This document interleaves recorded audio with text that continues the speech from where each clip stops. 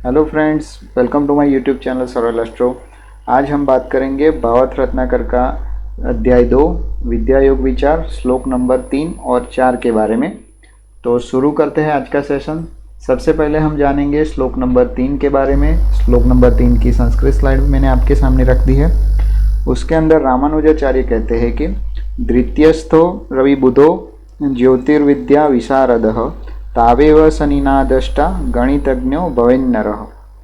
इसका मतलब यह है कि अगर आपकी कुंडली में दूसरे स्थान के अंदर सूर्य बुध हो तो जो भी है जातक होता है या कोई भी पर्सन होता है वो ज्योतिष विद्या के अंदर निपुण होता है। और उसी सूर्य बुध के ऊपर शनि की दृष्टि हो तो वो जातक मैथमेटिकल गणितज्ञ होता है। मीन्स के उसके मैथ्स जो होता है वो पावरफुल होता है और गणितज्ञ होता है।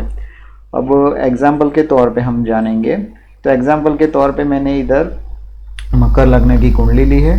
उसके अंदर सेकंड हाउस के अंदर सूर्य बुध की युति है जैसा इस श्लोक के अंदर बताया गया है। और दूसरा स्थान जो होता है हमारा वो विद्या का स्थान होता है।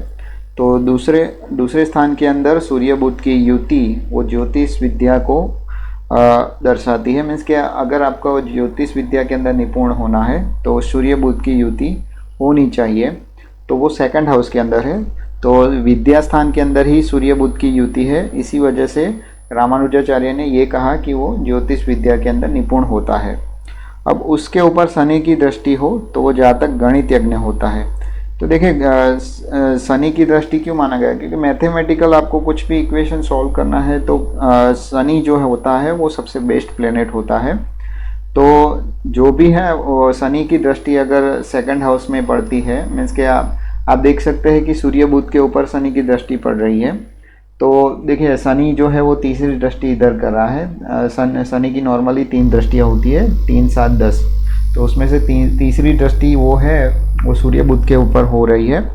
इसी वजह से रामानुजाचार्य ने इधर ये कहा है कि सूर्य बुध के ऊपर अगर शनि की दृष्टि हो तो जातक गणितज्ञ होता है।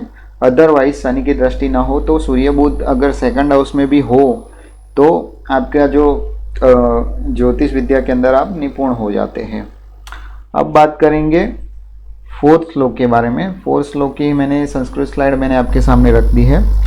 उसके अंदर रामानुजाचार्य कहते हैं कि द्वितीयस्थो रवि कुजो तर्कशास्त्र विशारदः पंचमस्थो मंदभानु बुधा वेदांत पारगः। इसके अंदर कहते हैं कि दूसरे स्थान के अंदर सूर्य मंगल हो तो वो जातक को तर्कशास्त्र के अंदर निपुण बनाते हैं।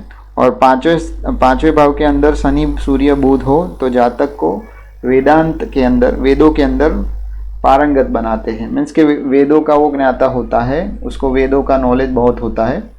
अब देखिए मैं आपको एग्जाम्पल के तौर पे समझाता हूँ। इधर भी मैंने आपको मकर लग्न की ही कुंडली ली है क्योंकि पहले से ही हम मकर लग्न लिया है। तो देखिए मकर लग्न की कुंडली में सेकंड हाउस के अंदर सूर्य मंगल की युति है। तो अगर ऐसी कंडीशन आपकी कुंडली में बनती है तो आप तर्कशास्त्र के अंदर निपुण होते हैं। तर्कशास्त्र यानी अगर कुछ भी बात बोले तो उसके अंदर जज करना या तो फिर उसका आपको अपना ओपिनियन देना, उसके ऊपर बहुत सारे विचार करना, ग्रुप डिस्कशन, उसको तर्कशास्त्र के अंदर भी हम ला सकते हैं। और अगर पांचवें स्थान के अंदर शनि सूर्य बुध हो, यानी जो सेकंड जो कुंडली मैंने दिखाई है इधर उसके अंदर पांचवें स्थान के अंदर शनि सूर्य बुध की युति दिखाई है। तो अगर पांचवें स्थान के अंदर शनि सूर्य बुध हो तो जातक वेदों के अंदर पारंगत होता है, यानी वेदों का उसको बहुत नॉलेज होता है। वेदों का टीचर प्रोफेसर वो वैसे बन सकता है, वेदांगत बन सकता है। तो ऐसी अगर आपकी कुंडली के अंदर कंडीशन है तो वो आप ऐसे बन सकते हैं।